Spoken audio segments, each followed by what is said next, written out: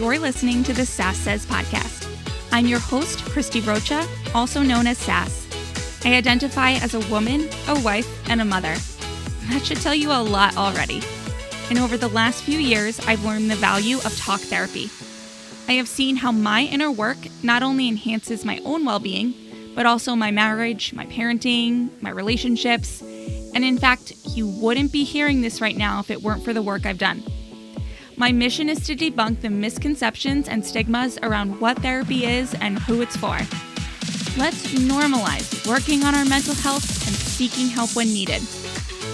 We've all heard of self-care, self-help, and self-love, but do you often wonder how to actually make it all happen? I do.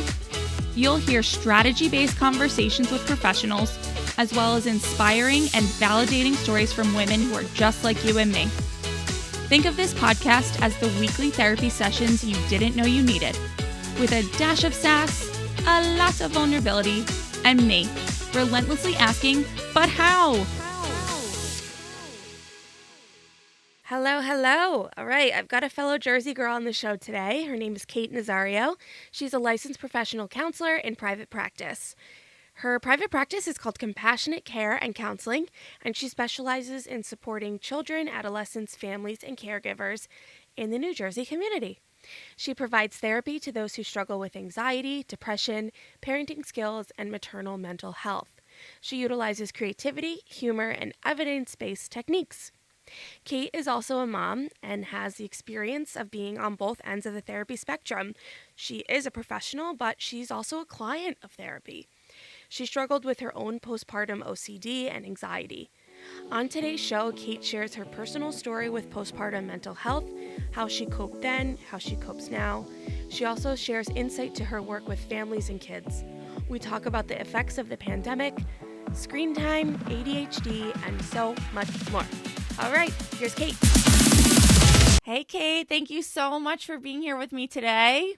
Hi, thank you for having me. We just discovered we're neighbors, so that's super cool.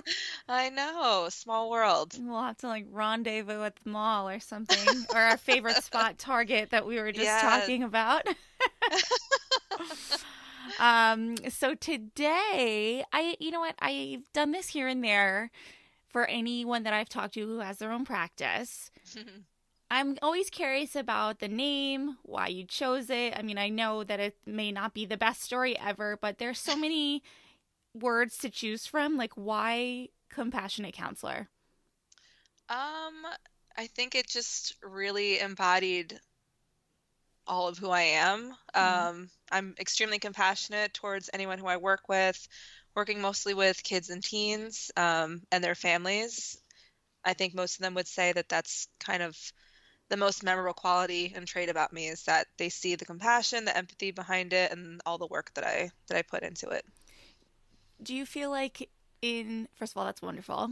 Thank Second you. of all, in selecting that word, in embodying that characteristic, do you feel like generally when it comes to kids, teens, parents, that there is a lack of compassion?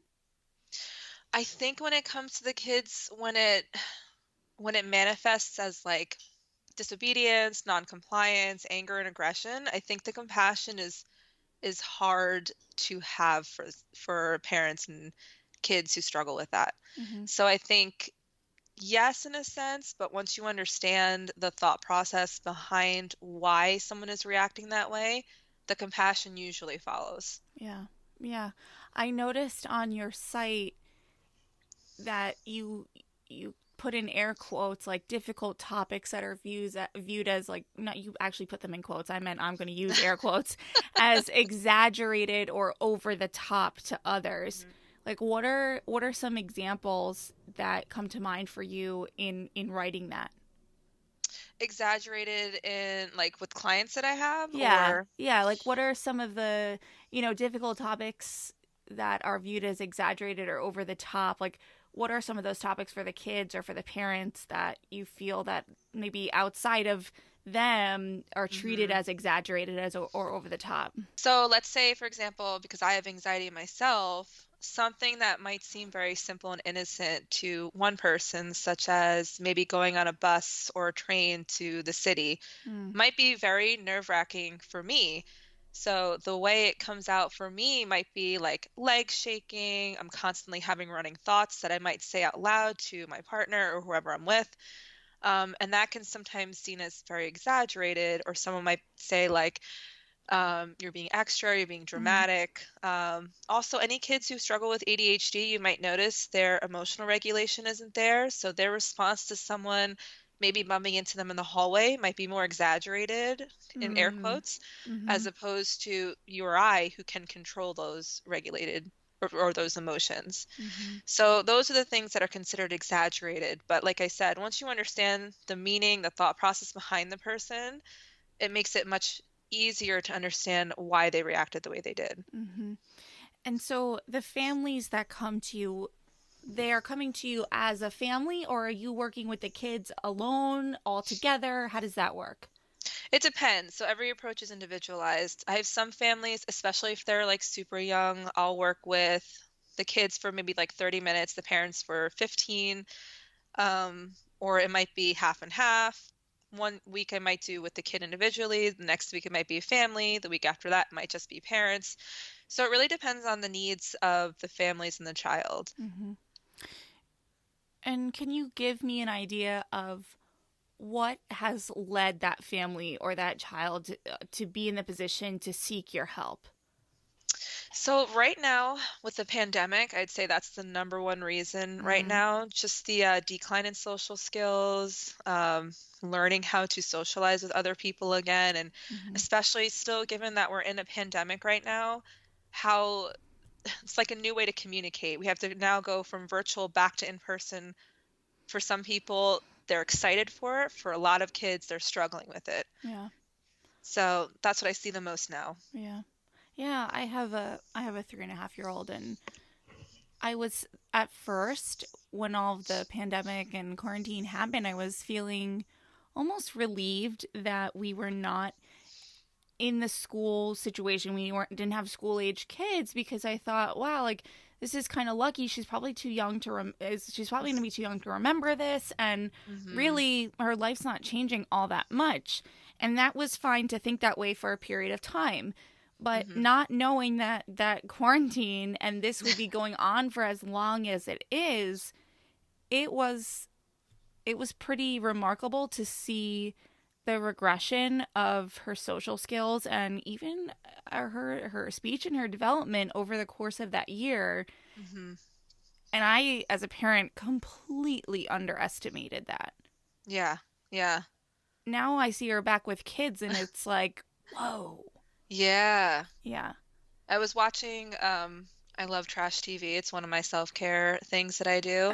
So I was watching Married at First Sight, the couples cam, and she's a new mom, and she was saying she took her nephew, I think, to a birthday party. He had no idea what to do, and he was like maybe around 2 or 3 years old. So you could just see how much of an impact the pandemic and the lack of social skills has really done to everybody, including like toddlers and infants. They don't Yeah. know how, like, they're not exposed to kids. They don't know how to socialize. And then when you see them try and socialize in real life events, you could see where things get difficult. Yeah. My son is 1.5, and so his whole first year of life was just in the house with the four Hmm. of us. I mean, hardly even grandparents and family were around. And Hmm. he's getting better, but certainly when we're in public, he's always got one eye on me. Mm. And he'll be it's like he'll get excited and he'll want to talk to someone, especially if they show him attention, and then you Yeah. see him sort of like look around like, okay, where's mom? Like, all right, that was enough. That was enough. Yeah. Now I need my stability. I mean, it's crazy. But the great Yeah. thing about kids, and I'm sure you're seeing this too, is that they generally bounce back a lot quicker than I think adults do. Yes, they're for sure more resilient than anyone who is 18-year-old and up. Yeah.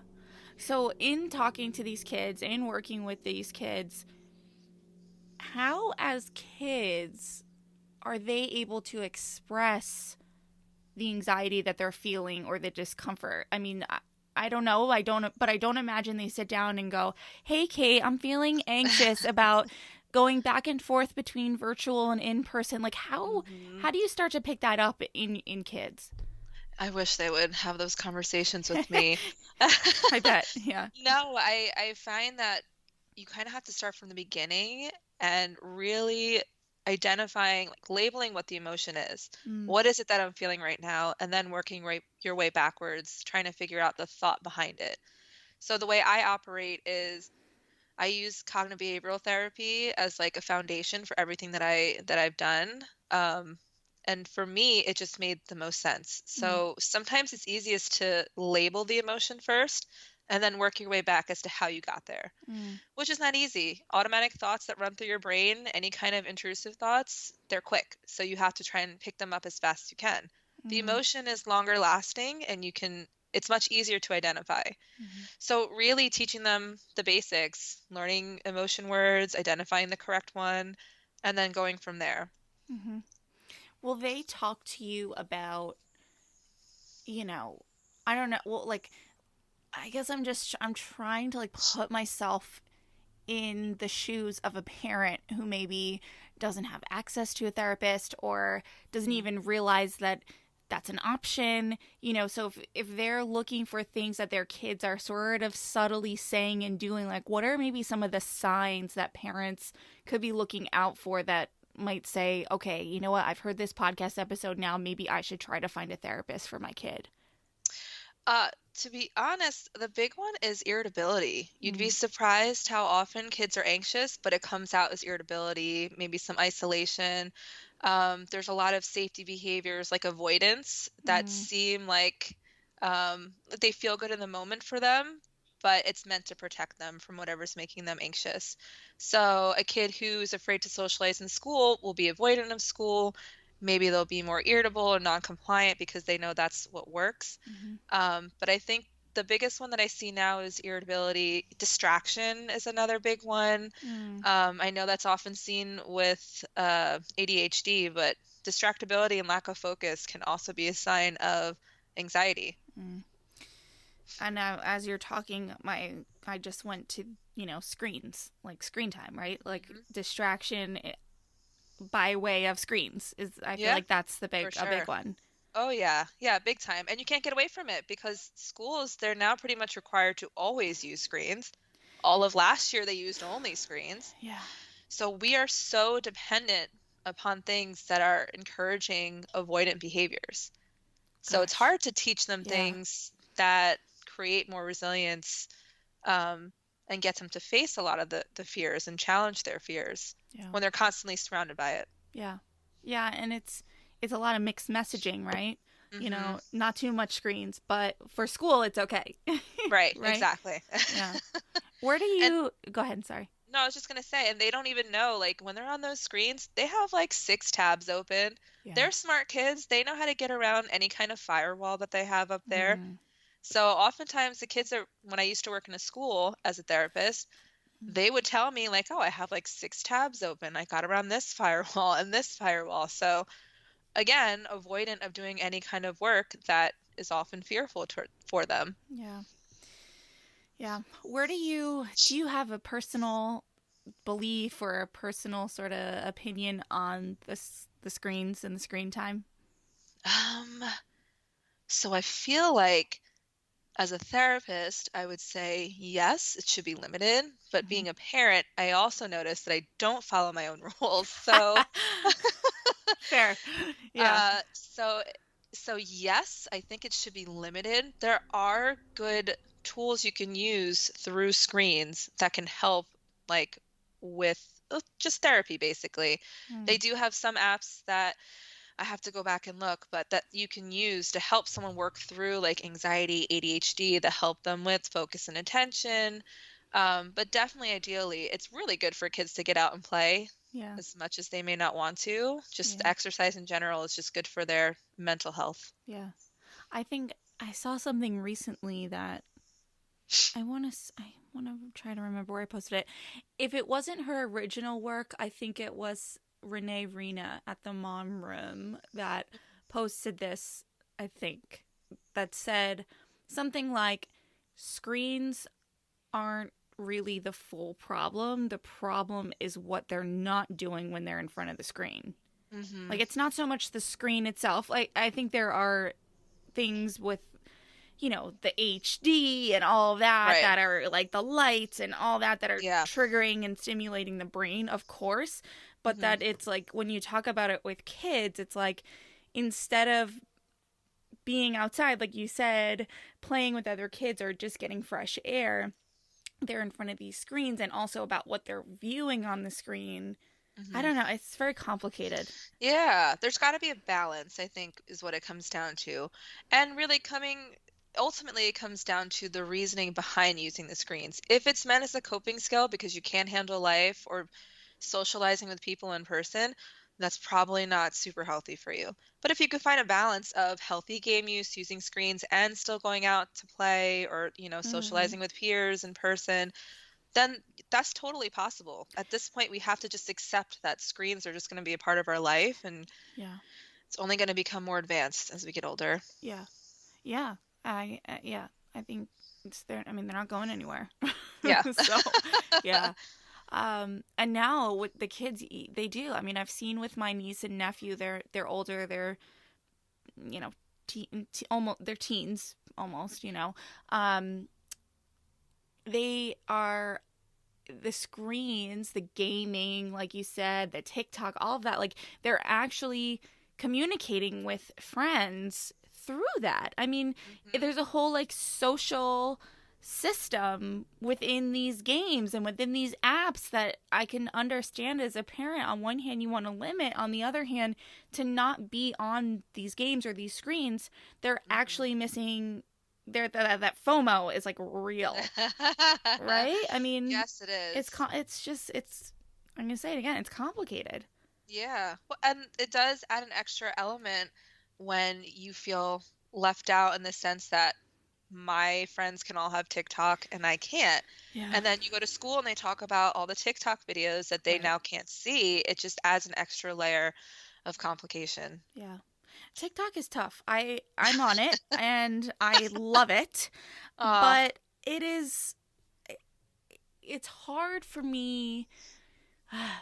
You know, there's no limit to what you can see and hear. And, you know, like I said, I have a niece, I have a nephew, and, you know, they're getting older now, so fine. But I know that they're on it, and I know there are things that I see on there that don't want them to see. And I'm like, gosh, it's tough. Yeah. It's hard.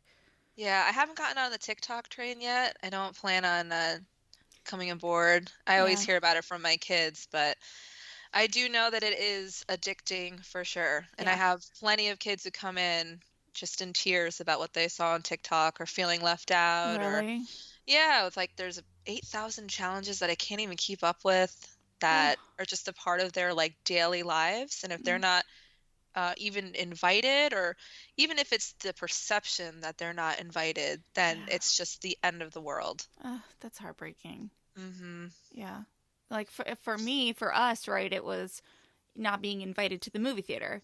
Right. This is like not being included in the next dance challenge or the next, like, duet situation. I don't know. Yeah. I'm not like overly professional yet, but I'm dabbling.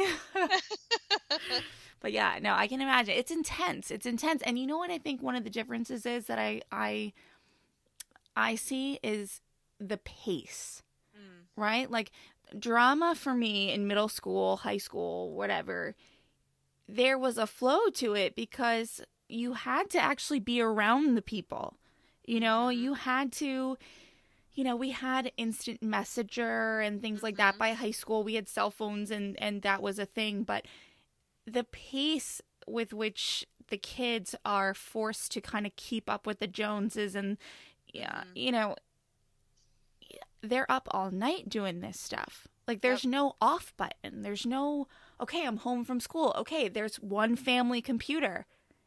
And now that room is closed for the night. You know, it's like they're in bed till 3, 4, 5 in the morning doing this stuff. It's, I'm going to say it again. It's a lot. It's intense. Really makes you wish you had the Ethernet where you just pick up the phone, you could just disrupt them for like Yes. 15 minutes. They'll Yeah. never know that pain. Yeah. My sister-in-law used to, I don't know how she did it, and maybe it was now that I'm about to say it out loud, I wonder if it was like fake, but she used to like turn a light switch off in their Uh-huh. apartment, and it was like, okay, now the internet's off. And now that I'm saying it out loud, I'm wondering if that was like before they were old enough to really realize what was happening, you know? Maybe that was just what she told them. but, Aw. but that worked for a little while. Now they're too old. Now they're totally savvy and would be like, yeah, no way. But that was I didn't remember that. Anyway, when you're working now, okay, so sometimes with the kids, sometimes with the parents. I mean, what do you wish more parents, teachers, anyone out there would knew about? Let's say you could break it down: children, tweens, and teens. Like, what do you think they really were misunderstanding about people at those ages? Now or back when we were growing up? Now. Now. I feel like it's a very old school mentality in a lot of the schools that I've worked with, um, where, I don't know, electronics are just bad and, you know, bad parenting, or lots of structure is gonna be like the end all be all to make everything better. Mm. Um, but I feel like if teachers and some people were just more flexible in their thinking and finding different approaches to reach other kids Mm-hmm. or even adults, I think that is really what helps create a mentally healthy individual. Okay. So creating an understanding, being flexible in thinking, and finding different approaches to reach others and understand where they're coming from. So it sounds to me that possibly why that's not happening is a lack of resources. Mm-hmm. Yeah. What do we do? Yeah. What do we do? Yeah, it's a tough question because teachers are really, they're drowning in the amount of work that they have to do and the amount of stress. Yeah. And when I was working in the schools, I saw the teachers almost as much as the kids sometimes because they just did not have a support or outlet that they could use. Mm-hmm. So I used to work for a program or a company called Effective School Solutions, who goes into the schools and really provides a solid amount of support for the teaching staff and the kids, who are the most important ones. However, that's not always a resource that is accessible everywhere. Right. So I think if the schools could have some sort of consultants to be there as needed to really help provide effective training, giving like more individualized help to the schools, working inside the classrooms a little bit to help them either understand the students or find approaches that actually work, I think that would be a good start. It may not be the complete resolution, but it's something that's a big asset to schools for sure. Yeah. Yeah. And even the counselors, right? There's one for A like the hundred whole school. something kids. Yeah, it's crazy. I don't know how they do it. Or there's like, I think in our district, in like elementary schools, it's one for like 3 schools or something like that. Wow. Yeah, I Mm-hmm. mean, how much could they really be impacting Mm-hmm. the community as a whole with Yeah, that much on their plate? it's tough. Yeah. Especially, I mean, and I would be curious how you feel about this, but um I interviewed a therapist named Jax Anderson, and she works with teens, tweens primarily, and she's of the belief that when possible, simply transitioning into teenage years, she's like, just go see a therapist. Go. Just go. Like everyone. Yeah. Parents, everyone. Like just go. And to hear that and think, yeah, that makes a lot of sense. It's just such a big change in life. There's Yeah. her thought on it was not only for the kid, but the parents sort of get in this groove with parenting, and then their kids hit puberty, and it's like, whoa, we have to like Yeah. completely revamp our system here. Yeah. It's a huge transition for the whole household. Mm-hmm. The only thing is it's hard to really to have those resources, especially if you're talking like inner city Yeah. where there's not as much access to that. Yeah. Or there's just like this, negative thought behind going to see a therapist. What does that mean about me? What if Mm, someone sees me? So the mhm, stigma behind mental health in general is still pretty negative in certain cultures and in certain areas. mhm, mhm. So maybe just starting with bringing someone specialized into the school could be helpful. Yeah, So it can kind of change your opinion on what mental health is. yeah, yeah. I know. I mean, even and you've mentioned a few times like ADHD. I talk to me about that. I feel like kids that gets really overlooked Yeah. too. It's overdiagnosed in the past for sure. You definitely need to see a specialist, like a neurologist or someone who's got the certification and training to help diagnose and give effective treatment. Um, but yeah, it's definitely pretty common. It's mental health. It's not like a blood test where you can just Yeah. prick a finger and tell you, oh, you have this. Yeah. Yeah. I wish it was, but it's a lot of, talking and figuring it out. And if your client doesn't necessarily know or can verbalize what they're thinking and feeling, it makes the process even harder. Yeah. So it's tough. There's a lot of kids who struggle with ADHD and there's a whole executive functioning issues that really impact their mental health. So, and it comes out in many different ways. Most people who have ADHD have a secondary diagnosis like anxiety, depression, Mm. oppositional defiant disorder. So there's usually something always attached with it. And you're saying it's attached to it because it's accurate, or you're saying they're diagnosed with something attached because the mindset is it can't simply be ADHD? No, it just often, if you are someone who struggles with attention and focus and like can't regulate your emotions, I can't imagine feeling calm. Like I Mm. know many people, many kids who have both ADHD and anxiety. They literally have no way to regulate or control their emotions. So it ends up becoming something else that Mm. manifests into other ways. So they Mm-hmm. often have two things together, Mm-hmm. which makes it complicated. Yeah. Yeah.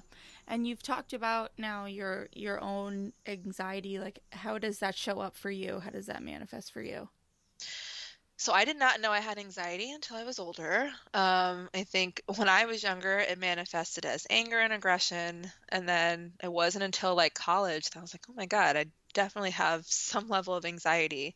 So it started then a lot of like, I think generalized, just nervous about everything. If Mm. something would happen to me, being in a crowd, being judged by others, not being this or that. So I've always had it. And then once I got pregnant and had my daughter, it just skyrocketed, just off the charts. And being in my profession, I had no idea what I was going through.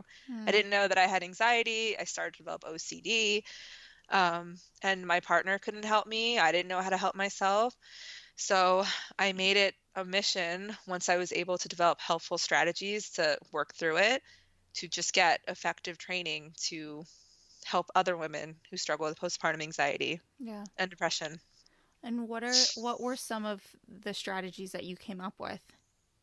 So for me, especially with the OCD, I had to keep putting myself in the most like fearful situations and seeing if I could tolerate it. Mm. So my OCD had to do with checking and counting.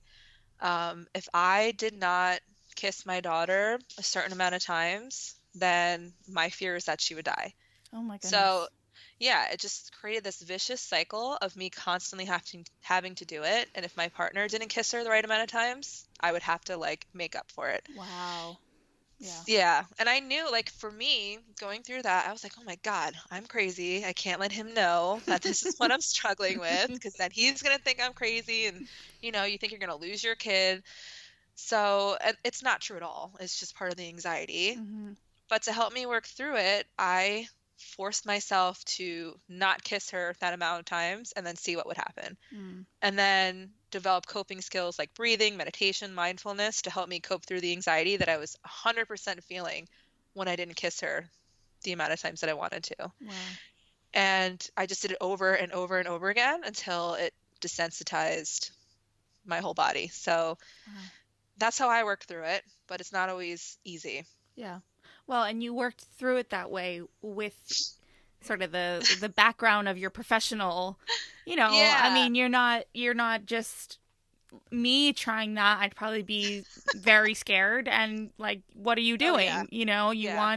You sort of combined sounds like your professional experience with, whoa, I kind of have to be my own therapist now for the moment.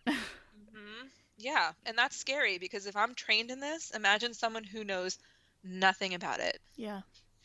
Or doesn't believe in mental health. So right. They struggle, and there are a lot of people who can't afford to see a therapist. So what do they do? I know. This is coming up now fairly often. Like, what I don't even know enough about it to really, I don't know, talk about it clearly. But like, I guess I don't understand why it is available, say, through, I understand now that I'm lucky to be able to go to therapy through insurance, but why is it for some and not for others? Like, what is that about? I don't understand. I don't know. I don't like to go through insurance because a lot of times it's underpaid. Like the insurance companies don't pay the therapists what they're worth. So sometimes, so there are a lot of therapists who choose to either be out of network or private pay. If you're out of network, you can get reimbursed a certain amount of money based on the insurance, to see a therapist. That's why we always, at least for myself, if I'm out of network, we call the insurance to see if you have out of network benefits through behavioral health, see if there's a deductible that's met, and then see what the reimbursement process is. And then you give that information to the clients because they definitely don't. Sorry, my dog just picked up a balloon. Okay. I wasn't sure if it was your dog or your kid, but I was going to let it go either way. Lucy, shh. Give me a little bit, okay? I love you. So we're here like squeaking away. And I was not sure if it was your kid, so I was like, what are we gonna do? It's her kid. Her kid's got to be there, No, he's just, oh my God. And then he has this giant, it's actually my daughter's balloon that's giant. He just picked it up and is like running back and forth. Oh my gosh. Okay, so it's easiest to go through insurance. So it's called getting paneled. Basically, it's just like a roster of people who are listed when someone looks you up through like Horizon or something like that. So that's what makes it easier. A lot of therapists don't go through insurance because they're pretty underpaid. There's delays in getting paid, or sometimes you don't get paid. So it's a pain. So I choose to be out of network, with the option of, if they have out of network benefits, they can get reimbursed a percentage, or you could just do private pay and, we could do a sliding scale. You could pay the amount and just hopefully it's worth it if you believe in the therapist and really work hard to get that, everything that you're trying to get in order, back together. So it just depends on the therapist.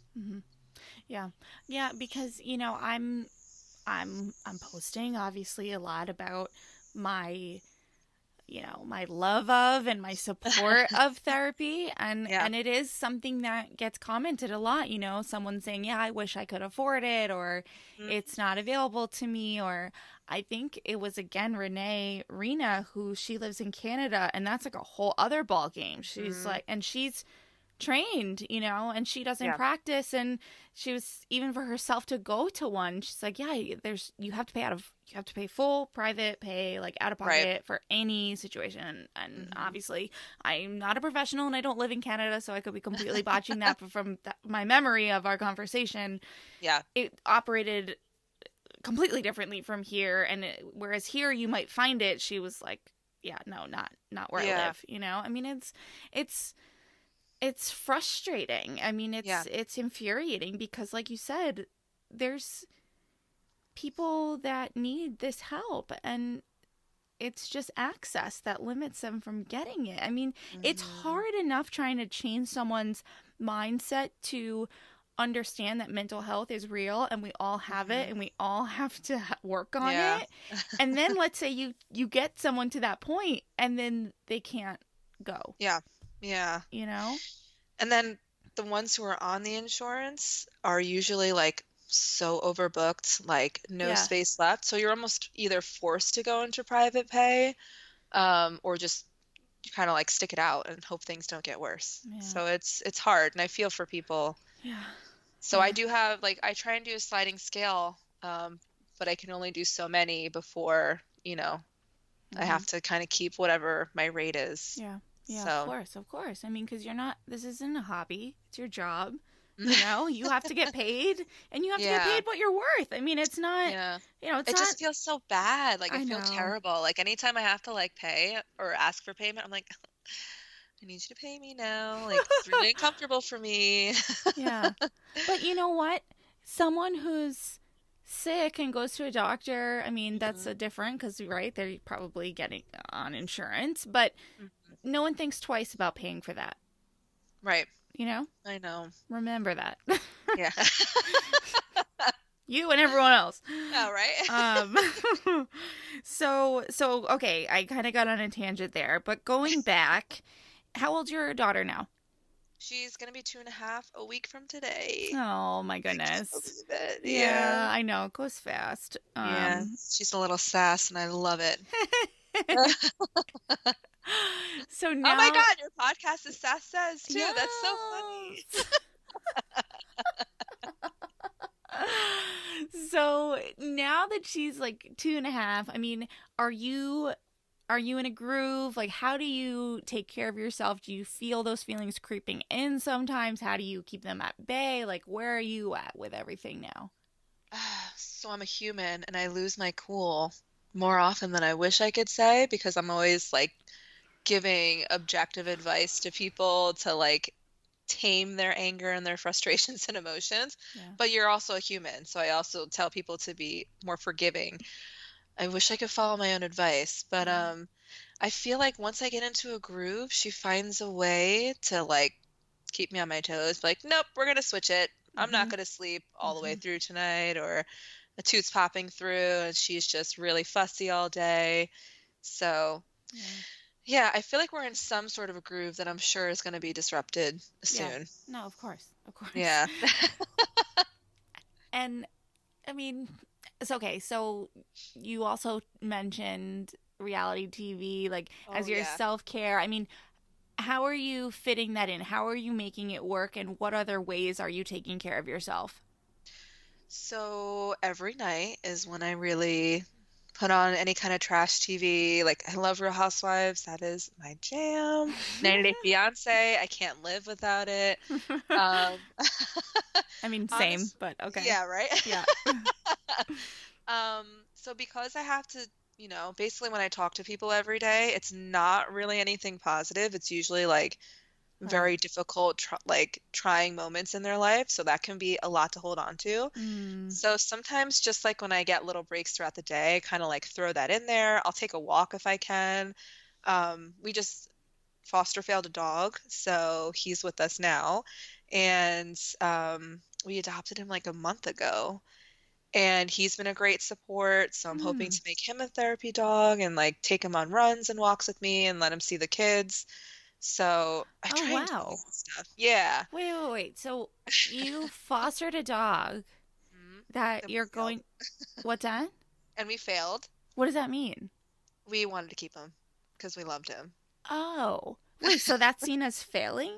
I'm confused. Yeah, because we no longer are able to foster him and hold on to him to give to someone else. So we failed at fostering to now become adoptive parents.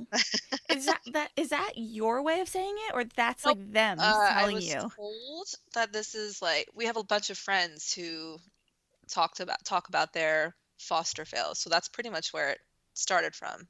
So that seems wild to me, that this would be considered a failure, that you foster a dog and then take it into your happy loving home. Like that's not computing for me, that's a failure. I know. So I think the belief behind it, or the reason why it's considered that, is because when you're a foster, you're not really supposed to foster to adopt. You're supposed to foster to like have the dog ready for, or to like sell it to other people, basically.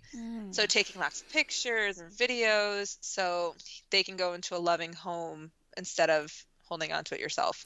I have to imagine, though, that people fail all the time. Oh, yeah. Way too often. Not too often. Way more often than I think others think. Yeah. All right. So, Yeah.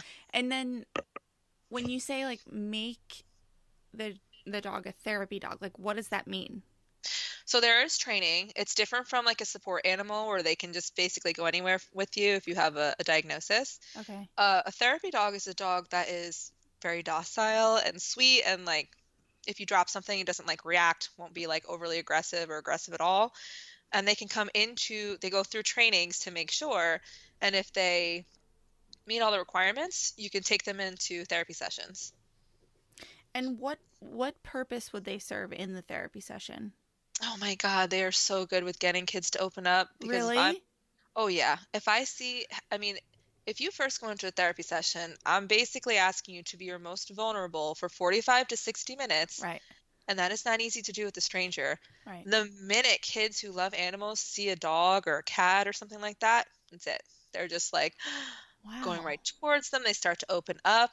It's like their way to feel comfortable and talk about things that are pretty difficult. That's amazing. Yeah. Oh, dogs are so amazing. And they're so intuitive. Like when you're down, they know to like come to you, rest their head on you. It's such an incredible bond that you can create with animals. So, do more therapists who work with kids not go this route because like you have to own the dog, like you have a dog now, so in order to utilize a dog as a therapy dog, it has to be your dog. So yes, that's the part there that someone would have to fully commit.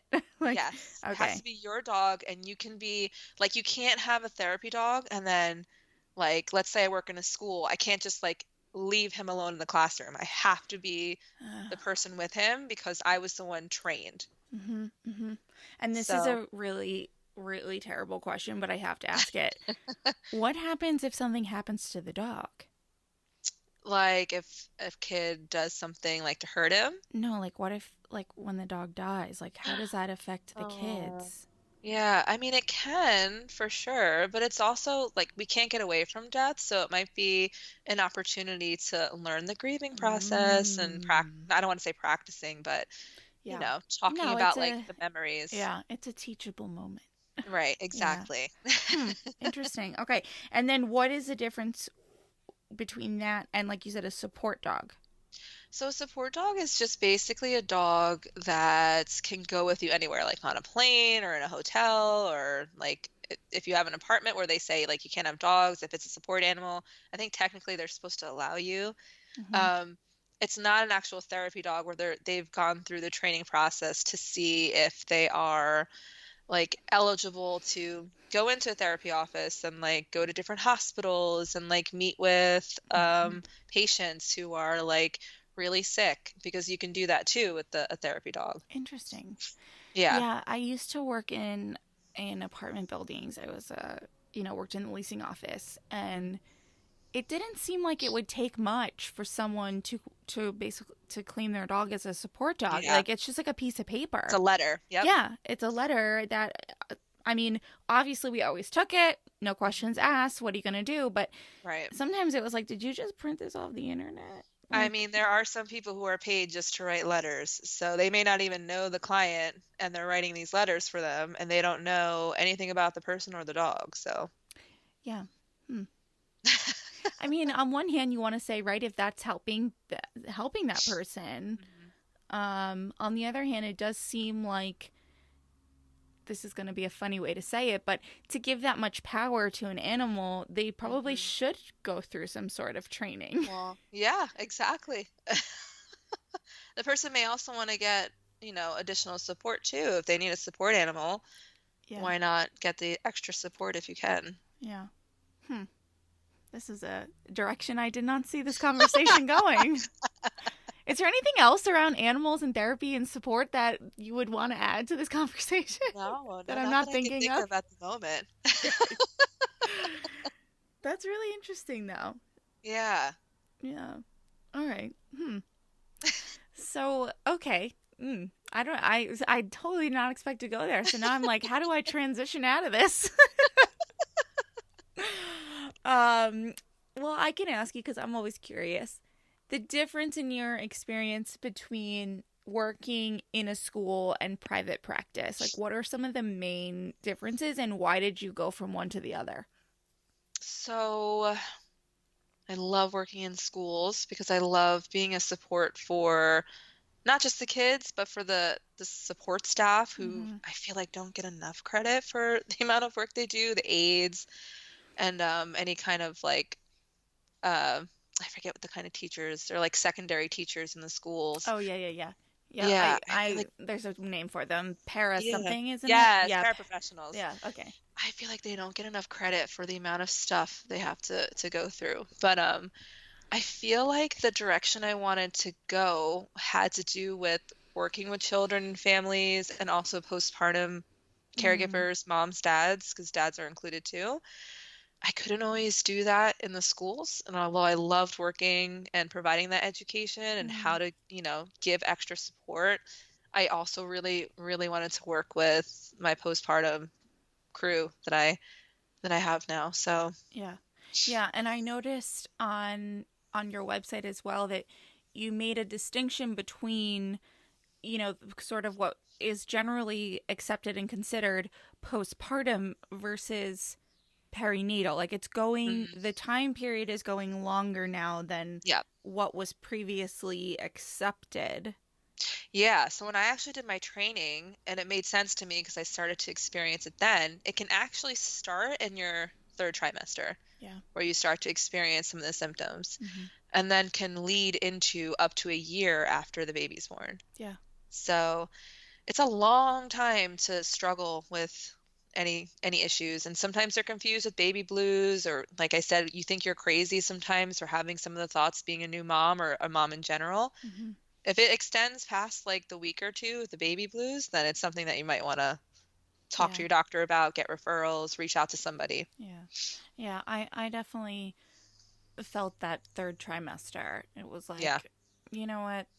I don't want to go anywhere. I don't want to see anyone. I don't No. want to get out of this bed. And I think where it's confusing, especially at that time, is, you got a lot going on. You're very Mhm. pregnant and Yeah. in my case I had a toddler. And Mhm. so Yeah. it was on some level a normal state of being to be that Mhm. exhausted and sort of burnt out. Yeah. But in hindsight, now I can see no, it was different. There was Yeah. something different there. And then after my second was born, I sort of had this like rush of adrenaline for a few Mhm. weeks and Mhm. this like okay, I got to get it all done. I got to nurse and I got to get my daughter in a groove and in a routine, and I was sort of overachieving with the Mhm. amount of effort I was putting in during the day even though I was up all night. Yeah. And then my son was born 2 3 weeks before lockdown, so that was like a whole other Mm. element. but Yeah. but I definitely at some point hit that wall of like, okay, you know what? I don't want to do any of this anymore. Mhm. I'm done. I've Yeah. superwomaned myself out, and now I just want to lie here in this bed and not move. Yeah. Yeah. Yeah. And not to mention like the idea that you have when you're pregnant and what actually happens can mess you up Yes. completely. And Totally. versus what you thought motherhood would look like versus, what it actually is. Yeah. Our daughter was not expected. She was a complete surprise. Mm. And I love her. And she was born 5 weeks early. So I was Wow. not prepared Oh whatsoever. I my had goodness. preeclampsia. I was like terrified of my blood pressure Oh. skyrocketing. I had to get put on medication. And the minute she was born, like you think that you're supposed to have this magical bonding Mm-hmm. moment. And I've met, myself included, so many women who just did not have that Mm-hmm. reaction at first. Mm-hmm. I felt like I was in a state of shock. I didn't know what to do. I didn't think I would be a good mom. And I'm thinking, like, you're gonna let me leave in the hospital, out the hospital with this baby, and like I've never done this before. Like, Mm-hmm. so no one really talks about all those things, and it just makes you feel so bad, like that you're not gonna be a good mom. Yeah. Yeah. So, How did you at the time get through that? not very well. Yeah. I kept it all like inside, which is not what you're supposed to do, because I thought, not knowing all this information, that this was normal, that you would feel like this. And no one really explains, like, you can feel like that sometimes, but not to the extent that I was feeling. Like, I stopped eating as well, and I would constantly check my blood pressure. Like, even to this day, the minute I hear a blood pressure machine, my anxiety's up. Wow.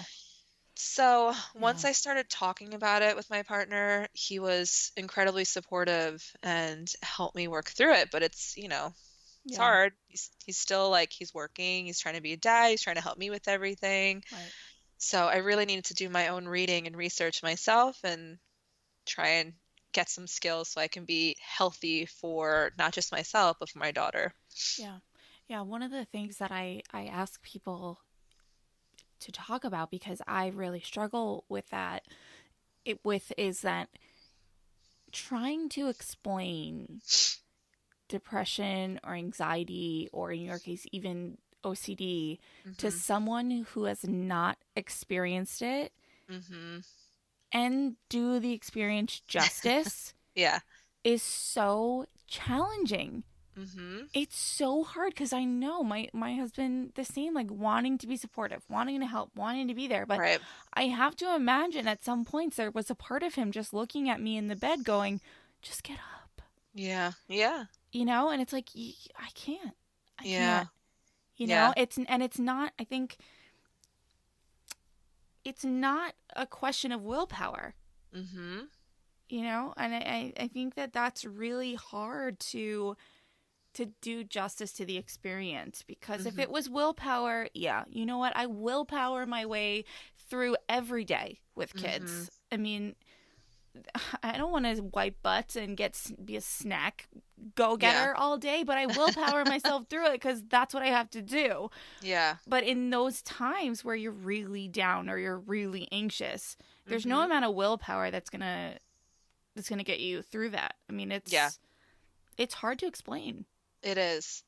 But I did find that talking about it more often and trying to get them to explain, or trying to get him to understand, was powerful and helpful. He has anxiety himself, so he understands more so than maybe someone who doesn't. But it's still different. Like, I can't tell you, and this is maybe TMI, but going to the bathroom the first time after having a baby, I was terrified. And that is such a common, it's brutal. yeah, it's such a common fear that so many women have, and everyone glamorizes like postpartum, like baby stuff. And I hated every second of pregnancy. The first couple months after having her were terrifying for me. So, yeah. I With my first, the first couple of weeks are, I'm getting triggered. Oh, I'm sorry. No, like, not,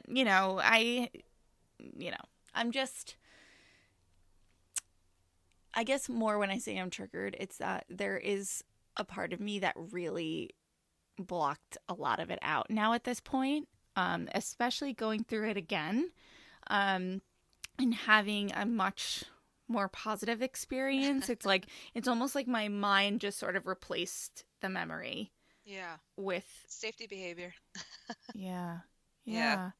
No, but no, you're right. No one talks about that. I mean, all you see are the matching mommy and me hospital photos in the robes. And you think everything's beautiful. You don't realize that underneath that robe is a hot mess. A hot mess of a body. Yeah. That got, like, still looks pregnant. You have to, like, have patches so the milk doesn't go through your shirt. And you have to wear, like, these ridiculously disgusting pads for a while. Yeah. It's just, it's hard for your partner to understand unless they've been through it or you talk about it. Yeah. So it's disgusting as it might be, like, having a support group, which I had for a little bit for new moms or moms who are just going through postpartum stuff, was really helpful because you don't feel alone anymore and you have someone to talk to. How did you find that group? I made it. Oh, look at you. Yeah. That's awesome. Yeah. So I created a group and then I shared it on a few, like, the Facebook mom groups that I was a part of. And it was like during COVID, so you couldn't really get out, so it was all virtual. Very cool. But ideally, I plan to start one again sometime soon, but it would be like a place where they can go to, bring the babies if they want, if they feel comfortable. Mm-hmm. Um, but it was just so nice to have a support group where people understood what you were going through. What did you do? Like, you set up what, Zooms, and was it just open forum, or did you have a I kind of had, structure? yeah, I had a little bit of a structure, and then depending on how the group felt, there are kind of topics that we did feel like were better than others. Mm. For example, daycare or no daycare, what does that look like? What are our fears was a big one that we talked about. That's something that I added in like last minute because it was something that was spoken about a lot. Relationships, navigating your new relationship as a mom versus married you Yeah. is a tough transition too. Yeah. So easy to fall into like the parenting role and forget about the relationship. So Mm-hmm. talking about how we can revamp those relationships and really make it an important part of your life. That's amazing. That's really Oh, cool that you did thank that. you. Yeah. Thank No, you. it is, because you know what? So many of us need it and Hmm.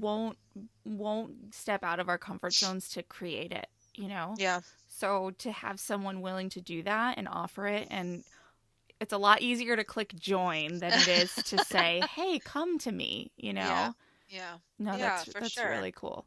Yeah. And I would love to do it in like my goal is to do it in this it's like teen mom place over I think in Newton or somewhere in Sussex County, and I just haven't had the opportunity to do so. But places where like there's not really any accessibility to therapy, so offering like a support group for free and education Mhm. might be really helpful. So, Oh, and that's interesting too. So are you coming to it as Kate the therapist or Kate the mhm. mom? No, no, the therapist. I would help teen moms who are new or maybe just struggling in general, just to Mhm. like give them extra support and recognizing that this is an area of need for this population. Yeah. No, So that's very cool. That's very cool. And then back when you originally did it, were you in the group as a mom or as the professional? I was the leader of the group, but I definitely was because it was a support group and not like group therapy. Okay. I had the opportunity to kind of guide and lead the group, but also give some of my own experiences Yeah. myself. Yeah. So it was nice. And also just to hear other people's stories is just nice. So you're not feeling crazy. Yeah. Yeah. No, I mean there's yeah, the value in that is I mean, it's unbelievable. Just being able to be validated and Hmm. acknowledge the Yeah. feelings, you know? Yeah. Yeah. And then I've had this conversation a few times now, and as amazing as it is, because it Hmm. is, and you know, experienced it myself, just as a society as a whole, though, Hmm.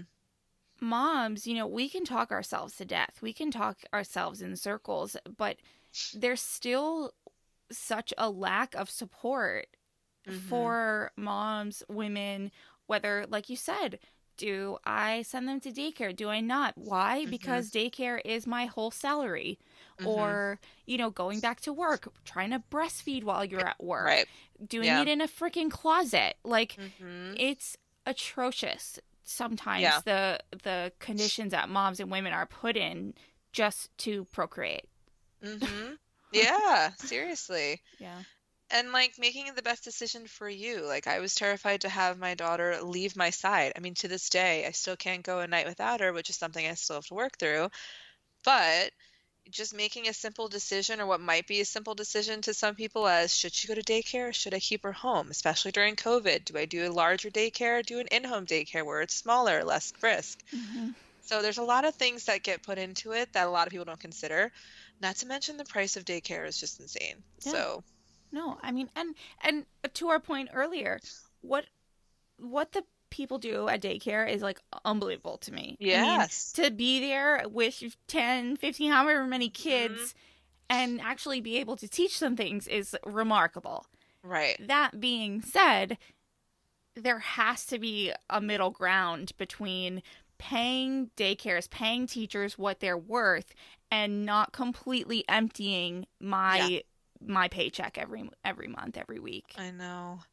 Yeah, it's tough because I totally respect we have an amazing in-home daycare that I just love. And she's very affordable, but it still gets pretty expensive. They start to add up. Yeah. But yeah, I don't know how to solve that problem.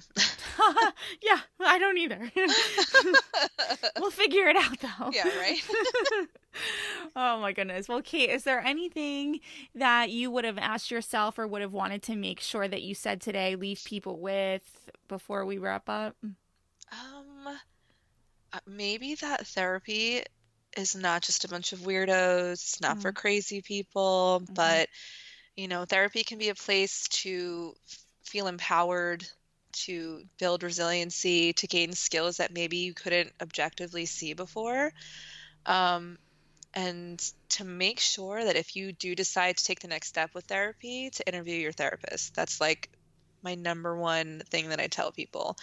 Because if you're expected to be extremely vulnerable, talk about very deep personal issues, you want to make sure you have a connection with that person. Mm-hmm. What are some of the things that someone should ask someone they're interviewing? For sure, what their approach is, because there's so many different styles. You want to make sure that they're evidence-based, meaning that there's research that proves that this type of approach works. But if you're someone who doesn't like to do homework every week or goals, and when I say homework, it's like setting up a goal and doing it, or an objective that you have every week, then you may not like someone who uses cognitive behavioral therapy, because that's really what you do every single week. Mm-hmm. If you're someone who likes to vent and that's really helpful for you, then I would ask, like, what is your approach, to see if it's a good fit for you? Mm-hmm. Yeah, no, it's good. Yeah, it's like dating, right? You gotta... Yeah.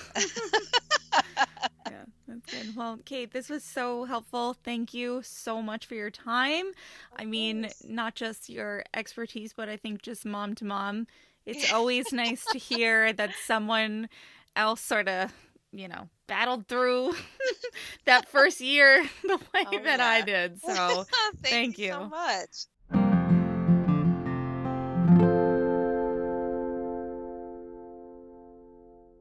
All right, so is anyone else out there so comforted knowing that a therapist lets her kid watch TV? I've really done a lot of personal work around my fears and anxiety around screen time, and unfortunately the pandemic and my own mental health have really been the cause of that work and kind of pushing that needle forward for me. But either way, it helps my entire household to have less guilt, shame, and angst around screen time. And like Kate said, they're not going anywhere, so we have to learn how to parent with them rather than it be this battle all the time. I used to seek the quote-unquote right answer when it comes to screen time and how much they should have or not have and this and that. And now I know that whatever it is, it is. Some days they get more than others, and I'm very confident and aware of the fact that when they get more, it's because it's what I need. I need them to be occupied long enough for me to self-regulate, make a meal for myself, or get some work done. Whatever it is, I know that they have that time, but really it's me having that time. So I really appreciate Kate sharing that. And I also appreciate her so much for sharing her postpartum mental health story. She shared how even being a trained professional, she didn't understand or know what was going on right away. And I think that speaks volumes to how ill-prepared women are for that fourth trimester. No one tells us what it will feel like or what to expect. We're inundated with information on how to care for the baby, which is obviously important, but a critical piece is missing in the prep work, and that is how to care for yourself, how to care for mom. And, that's why we're here. That's why we're doing this. So thank you, Kate, for sharing your knowledge and your story and for creating a safe space for women in your community to get support. I absolutely love that you just went ahead and created her own support group. You can do it too if it's lacking in your community, or search around on Facebook, find someone like Kate who's already doing it, and just click join. So thank you for listening. Thank you again, Kate. And that's it. See you later. Bye. so much for tuning in today. Sass Says is a production of Luann Nigara, Inc. This podcast is meant to be educational and not meant to replace professional therapy or professional medical attention. To learn more about today's show and what's new in my world, head over to sasssays.com. Thanks so much. Talk later.